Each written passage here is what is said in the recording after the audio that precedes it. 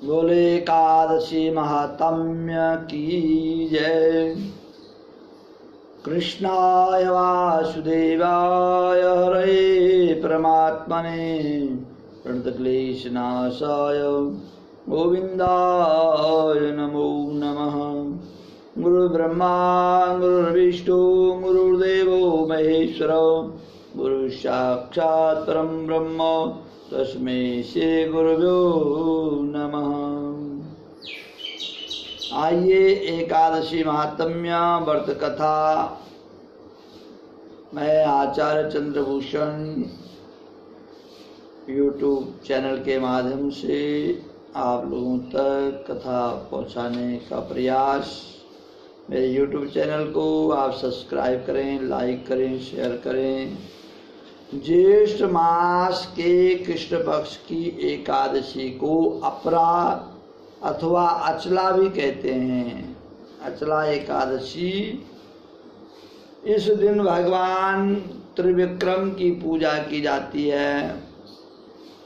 इसके करने से कीर्ति, एकादशी के व्रत करने से कीर्ति, पुण्य, धन की वृद्धि होती है तथा भूत प्रेत जैसी निकृष्ट योनि से मुक्ति मिलती है। जहाँ तक व्रत के विधि विधान और फलाहार का प्रश्न है, सभी एकादशियों में एक समान है। दशमी की रात्रि को शुद्ध शाकाहारी भोजन करना चाहिए।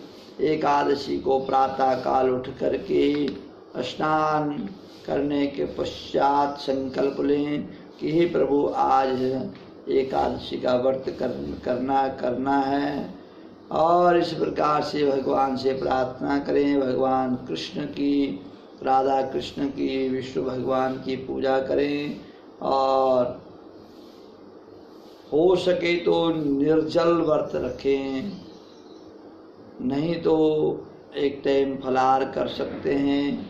और द्वादशी को प्रातः काल उठ करके स्नान ध्यान करने के पश्चात भगवान का पूजन करें, ब्राह्मणों को भोजन कराएं, दान दक्षिणा देने के पश्चात स्वयं भोजन करें और निरंतर भगवान का भजन करना चाहिए।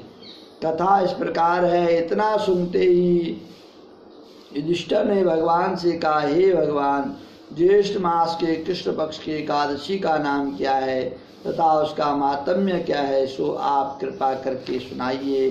श्री कृष्ण भगवान कहने लगे, हे राजन, इस एकादशी का नाम अपरा अथवा अचला एकादशी है। यह अपराध अपार धन देने वाली है। जो मनुष्य इस व्रत को करते हैं, मनुष्य में उनको यश तथा कीर्ति की प्राप्ति होती है। अपरा एकादशी व्रत के प्रभाव से ब्रह्महत्या, भूत योनि आदि, पर निंदा आदि जितने भी पाप हैं सब दूर हो जाते हैं। इस व्रत से पर स्त्री गमन, झूठी गवाही देना, असत्य भाषण, कल्पित शास्त्र पढ़ना या बनाना, झूठ बोलना आदि आदि, झूठ ज्योतिषी, झूठ वैद बनना, झूठा ज्योतिषी बनना, झूठा वैद बनना आदि जो पाप है उनसे नष्ट हो जाता है।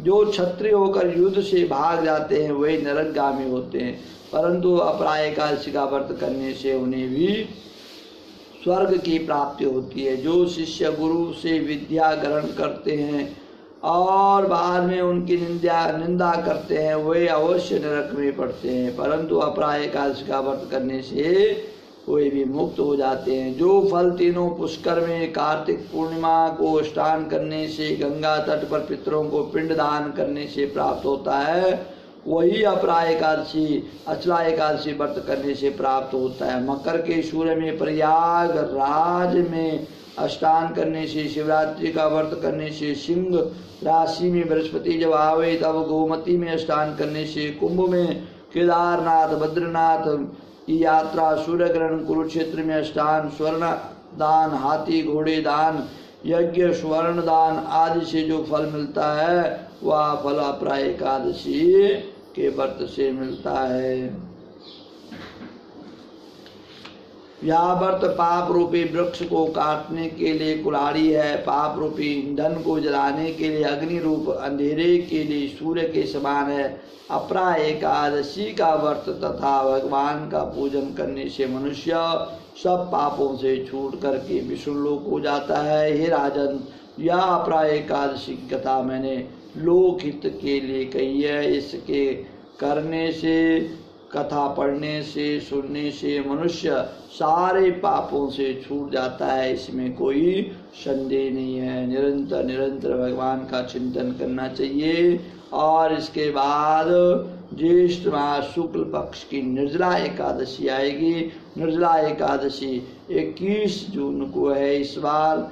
और निर्जला एकादशी का जो महात्म्य है, जो 24 साल भर की एकादशियाँ और निर्जला एकादशी अकेली ऐसी एकादशी है कि जो सारी एकादशियों का फल देता है। और निर्जला एकादशी में एक ही विचार है कि निर्जल, पूरे दिन एकादशी को दिन रात में जल नहीं पीना, आचमन के जल के सिवाय और कोई जल नहीं पीना चाहिए, नहीं कुछ खाना चाहिए। यहाँ तक लिखा है कि मुख में भी जो पानी होता है उसको भी अंदर नहीं लेना है, उसको भी बाहर थूक देना चाहिए। ऐसा है निर्जला एकादशी का व्रत। और जो निर्जला एकादशी का व्रत करता है उसको 24 एकादशियों का फल प्राप्त हो जाता है। भोले बाल मुकुंद भगवान की जय, कृष्ण बलदेव की जय।